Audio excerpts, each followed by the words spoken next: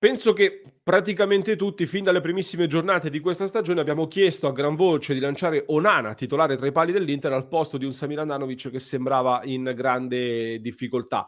Da quando Inzaghi ha poi deciso finalmente di lanciare il nuovo portiere arrivato in estate all'Inter, la squadra nerazzurra ha ricominciato a macinare vittorie, risultati e punti importanti un po' in tutte le competizioni. Ma se io vi dicessi che in realtà Onana non sta facendo così tanto meglio di Handanovic, voi cosa mi rispondereste? Anzi, vi dico di più, stando ai numeri non c'è stato in realtà un cambiamento così radicale nel passaggio da Handanovic ad Onana, se non in alcuni aspetti che andremo ad analizzare oggi insieme. Premessa però fondamentale, prima che partano le polemiche, metto un attimo le mani avanti per cercare anche di evitare incomprensioni soprattutto. Questo non è un contenuto, non vuole essere un contenuto di critica a nessuno dei protagonisti, tantomeno una critica ad Andrea Onana, anzi per certi versi vuole essere soprattutto una difesa nei confronti di Handanovic, perché dal mio punto di vista far passare Handanovic per la causa di tutti i problemi della prima parte di stagione dell'Inter mi sembra francamente piuttosto ingeneroso. Per quanto, lo ripeto sempre, lo ripeto oggi e lo ribadirò, per me Onana avrebbe dovuto debuttare ancora prima e oggi è indiscutibilmente il titolare dell'Inter per questa stagione almeno di sicuro. Però facciamo comunque un paio di riflessioni insieme. Amiche ed amici passioni interisti, ben ritrovati in questo nuovo episodio di oggi dove voglio lanciare una delle provocazioni che amo fare sempre, perché in questi giorni ho letto tante discussioni sui social attorno al tema portiere e personalmente ho la sensazione che molti di quelli che commentano di base cercano una presa di posizione molto soggettiva, con tanti pregiudizi o molte cose vengono comunque dette per partito preso, secondo me. Allora, io ho sempre un approccio molto diverso, cerco di affidarmi ad una serie di valutazioni che devono essere il più possibile oggettive per capire quanto effettivamente Onana stia facendo meglio di Handanovic, se Onana sta facendo meglio di Handanovic. Non perdo tempo, quindi vi chiedo di lasciarmi subito un bel mi piace al contenuto di oggi e di iscrivervi al canale se non l'avete ancora fatto, così non vi perdete neanche uno dei nostri approfondimenti che pubblichiamo ogni giorno e i contenuti speciali che vi portiamo ogni giorno. Vi chiedo poi soprattutto di seguirmi fino all'ultimo di questo episodio di oggi perché il ragionamento è un po' articolato e si basa su una serie di riflessioni che mi porteranno poi alla conclusione finale. Ho preparato delle grafiche per agevolare chi ci segue da YouTube, le leggerò per chi ci ascolta in podcast. Con queste grafiche voglio analizzare insieme a voi quindi dei numeri e poi sulla base di questi numeri fare delle considerazioni. Ci focalizziamo su dei dati relativi al campionato di Serie A, dove il numero di partite giocate dai due portieri è piuttosto simile. Se avessimo considerato anche le coppe, Onana ha giocato molto di più e quindi il paragone regge un po' meno, anche se i numeri non cambiavano moltissimo in realtà. Nella prima schermata troviamo le statistiche, definiamole generali, quelle un po' più introduttive, dove Onana ha circa 400 minuti in più giocate rispetto ad Handanovic con lo stesso numero di gol subiti in campionato.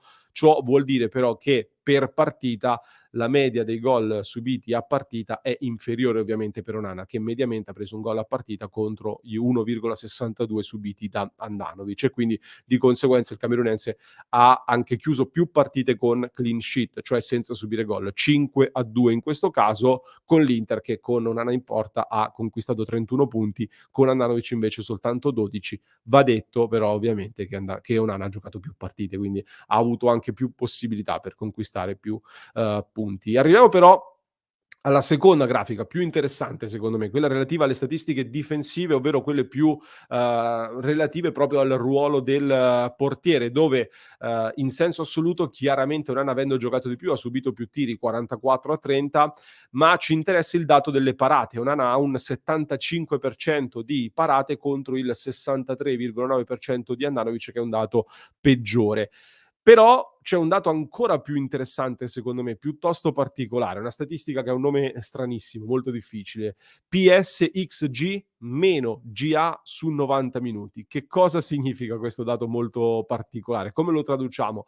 Post shot expected goals meno goals allowed per 90 minuti. Quindi un numero positivo di questo dato, ve lo semplifico, così, suggerisce, fa percepire che il portiere o ha avuto più fortuna nei tiri ricevuti e quindi nelle parate effettuate, oppure un numero positivo, quindi sopra lo 0, evidenzia un'abilità sopra la media da parte del portiere di intercettare e di bloccare dei tiri. Quindi un numero positivo ovviamente è un valore importante che al quale il portiere deve tendere. Quindi post shot expected goals, diciamo, potremmo definirli un po' quanto è probabile che il portiere pari questo tiro, quindi qual è anche la difficoltà di questo tiro.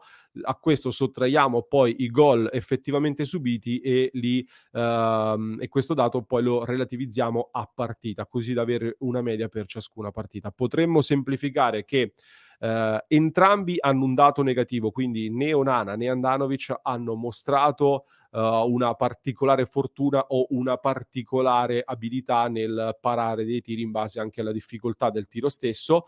Meno 0,11 per Onana, meno 0,17 per Handanovic è un dato abbastanza simile, quindi in questo tipo di statistica, che per me è molto interessante per capire l'abilità del portiere, hanno un dato quasi simile e potremmo dire comunque che su 10 partite entrambi magari hanno subito qualcosina in più di quello che ci si poteva anche aspettare. Anche perché poi se andiamo a sintetizzare il tutto con un rating statistico, un voto che viene dato mediamente a partita al giocatore sulla base di tanti dati statistici, sono entrambi molto vicini. 6,7 per Onana, 6,65 per Samir Handanovic. Andiamo poi a delle statistiche invece più offensive, diciamo di gioco coi piedi, di quanto anche sono coinvolti a partita. Qui emerge una sostanziale differenza nella tipologia di gioco che fanno i due portieri. Da un lato Onana fa molti più lanci a partita, 17 lanci a partita contro gli 11,3 di Handanovic, di conseguenza la percentuale di passaggi riusciti per Onana è più bassa perché si prende anche, diciamo, dei passaggi più rischiosi, più difficili, quelli lunghi, mentre Handanovic ha una percentuale più alta di passaggi riusciti. Handanovic ha anche il doppio di azioni difensive fuori dall'area di rigore, quindi è stato un po' più avventuroso paradossalmente rispetto ad Onana. Molto simile il dato sui palloni toccati e sui passaggi riusciti a partita, quindi entrambi vengono coinvolti più o meno alla stessa maniera, più o meno con la stessa frequenza nel gioco coi piedi. Onana si prende qualche rischio in più con dei lanci anche più lunghi. Questa è una sostanziale differenza che emerge da questi dati sul gioco. Chiudiamo poi con delle statistiche di squadra, potremmo definirle, con Onana che l'Inter con Onana in porta ha collezionato 2,38 punti a partita, con Handanovic 1,5. La differenza reti a partita con Onana è di 1,08, quindi l'Inter con Onana mediamente ha subito un gol in meno a partita rispetto ai gol segnati, mentre con Handanovic il numero di gol segnati e subiti era sostanzialmente identico. L'ultimo dato però secondo me molto più interessante è questa statistica, gli expected goals subiti meno i gol effettivamente subiti, cioè quanti gol ci si aspettava di prendere meno i gol effettivamente subiti. Ed è chiaro che questo dato più è positivo e meglio è. Cioè se io ho dei expected goals, in questo caso l'Inter ha avuto nella prima parte di stagione, quindi fino a che c'è stato Handanovic tra i pali, ci si aspettava che l'Inter prendesse 7,87 gol, diciamo così. Questi expected goals erano di 7,87 e invece l'Inter ha subito 13 gol, quindi un dato negativo di 5,13 molto molto pesante. Da quella partita in poi la differenza si è affievolita di 1,29, però è aumentato di molto il dato degli expected goals, quindi l'Inter ha subito più azioni pericolose, però ha subito di fatto lo stesso numero di gol. Quindi c'è un dato preoccupante, ovvero gli expected goals che aumentano, concediamo più rischi, un dato che migliora, con più rischi prendiamo comunque lo stesso numero di gol. Quindi per Onana il dato è di meno 1,29, per Handanovic di meno 5,13. Questi erano dei numeri, spero che sia stato tutto chiaro. Se avete ulteriori domande ve lo lascio, me lo potete scrivere nei commenti e vi rispondo e lo analizziamo poi nel club di Passione Inter. Alla luce di tutti questi dati però, la conclusione per me è piuttosto semplice. Allora, io ribadisco che Onana è il titolare e deve rimanere il titolare dell'Inter. Al di là di questo, a livello di rating statistico, come detto, non c'è una clamorosa differenza tra Onana ed Handanovic e in generale la sensazione che emerge, secondo me, leggendo questi dati, ma non solo, è che Onana al posto di Handanovic per ora in termini numerici non abbia cambiato la situazione appunto in maniera molto drastica. Cioè Onana per ora non ha fatto cose da top player, diciamo così, magari non ha deciso partite da solo, come magari ci si può aspettare da quello che è il portiere titolare di una grande squadra. Tant'è che comunque l'Inter, soprattutto in trasferta, continua a prendere tanti gol. La squadra in generale è migliorata e quindi anche la fase difensiva è migliorata, una fase difensiva che per me coinvolge tutta la squadra, quindi non solo il portiere ovviamente. A novembre, tra l'altro, se vi ricordate, avevo preparato un maxi approfondimento sui troppi gol subiti dall'Inter, avevo analizzato tutti i gol subiti dall'Inter e facevo vedere infatti come Handanovic fosse una delle cause dei troppi gol subiti, ma non la sola causa dei tanti gol subiti. Quindi i numeri di Onana risentono positivamente anche del miglioramento della squadra, questo va detto. Al quale magari, qui mi potrete dire, ha contribuito dando più sicurezza al reparto, cioè la sensazione che molti vedo sostenere è Onana dà più sicurezza a tutta la difesa, anche con le uscite sui cross, anche con i tiri che arrivano nello specchio della porta, ci può stare, è possibile, è però un dato totalmente intangibile sul quale è difficile fare delle valutazioni se non per delle sensazioni, diciamo così.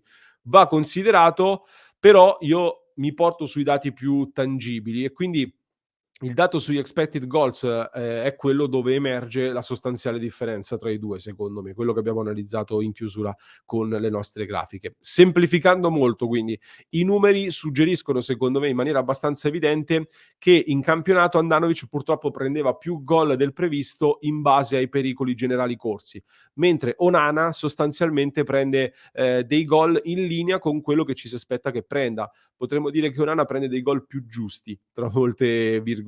Quindi Handanovic era in evidente calo e parava poco. Onana para il giusto, ma per ora non ha ancora fatto quei miracoli decisivi. Secondo me possiamo sintetizzare così la differenza tra i due. Anzi, vi faccio un esempio proprio che per me calza, fa capire ancora meglio la situazione, cioè la sintesi perfetta secondo me della differenza tra Handanovic ed Onana ce la dà Okereke addirittura, nel senso che all'andata a San Siro c'era Handanovic in porta e Okereke da fuori area segna con un tiro non proprio imparabile.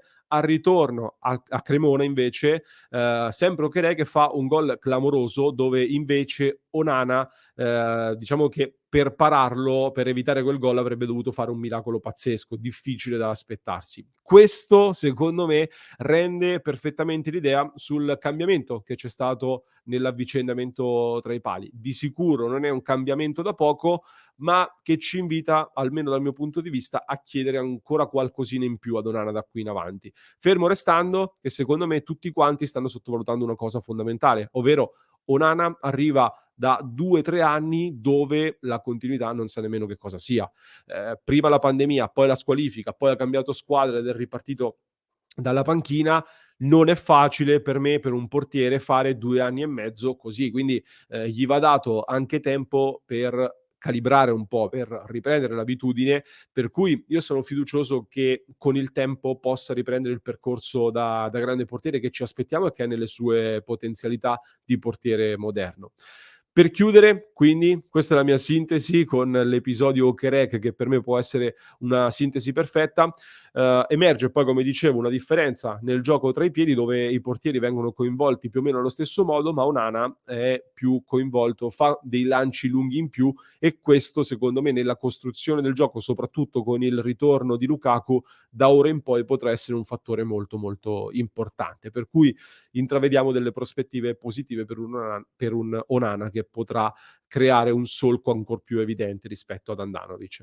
Spero di essere stato chiaro in questa analisi oggettiva e spero che abbiate apprezzato il nostro tentativo, ecco, di analizzare sempre ogni cosa nella maniera più oggettiva, professionale e qualitativa possibile, senza fare discussioni basate sui pregiudizi. Se avete altri spunti di discussione da analizzare, vi aspetto nei commenti, mi raccomando, vi invito a fare un salto su passioninter.club se volete sostenere il nostro progetto e far parte della nostra splendida community. Vi lascio poi un link, come detto, per chi ci ascolta in podcast, in descrizione, lo trovate qui sotto, al nostro approfondimento, quello che avevo fatto sui troppi gol subiti nella prima parte di stagione, quindi se lo avete perso lo potete recuperare in descrizione. Ve lo consiglio perché lì analizzavo degli errori che continuiamo a commettere ancora oggi e che non riguardano quindi dunque soltanto Handanovic e Onana. Per cui in descrizione per chi ci ascolta in podcast, per chi è su YouTube vi invito a cliccare proprio qui.